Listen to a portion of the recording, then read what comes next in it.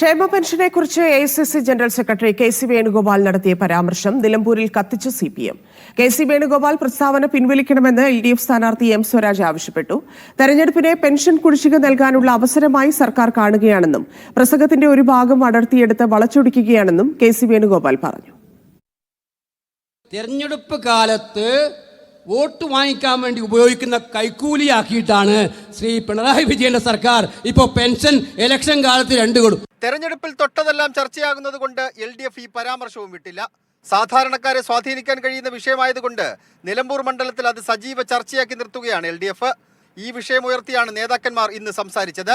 ലക്ഷക്കണക്കിന് വരുന്ന മനുഷ്യരെ കൈക്കൂലിക്കാരായിട്ടൊക്കെ ചിത്രീകരിക്കുന്നതിലേക്ക് നയിക്കുന്ന ചില പ്രസ്താവനകൾ നടത്തുന്നത് നിരുത്തരവാദപരമാണ്. അത് തിരുത്തണം എന്ന് ഞാൻ വിനയത്തോടെ അഭ്യർത്ഥിക്കുന്നു. 62 ലക്ഷം ആളുകളും കൈക്കൂലി മേടിച്ചിട്ട് വോട്ട് ചെയ്യുന്നവരാണെന്ന് തലയിൽ പറഞ്ഞത് അത് ശരിയല്ല, അങ്ങനെ പറയാൻ പാടില്ല, അത് അദ്ദേഹം പിൻവലിക്കണമെന്ന് ഞങ്ങൾ പറഞ്ഞു. പ്രസംഗം വലിയ രാഷ്ട്രീയ ചർച്ചയായതോടെ വിശദീകരണവുമായി KC വേണുഗോപാൽ രംഗത്ത് വന്നു. തെരഞ്ഞെടുപ്പ് കാലത്ത് കൊടുക്കുന്ന കുടിശ്ശികയെ കുറിച്ചാണ് നിങ്ങൾ ഇങ്ങനെയാണോ കാണുന്നത് എന്ന് ഞാൻ ചോദിച്ചത്.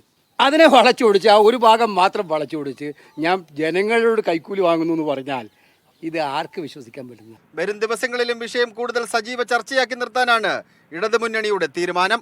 തെരഞ്ഞെടുപ്പ് രംഗത്ത് എന്ത് വിവാദങ്ങളുണ്ടായാലും ക്ഷേമ പെൻഷനുമായി ബന്ധപ്പെട്ട പ്രസ്താവനയ്ക്ക് ഊന്നൽ നൽകാനാണ് ഇടതുമുന്നണി തീരുമാനം.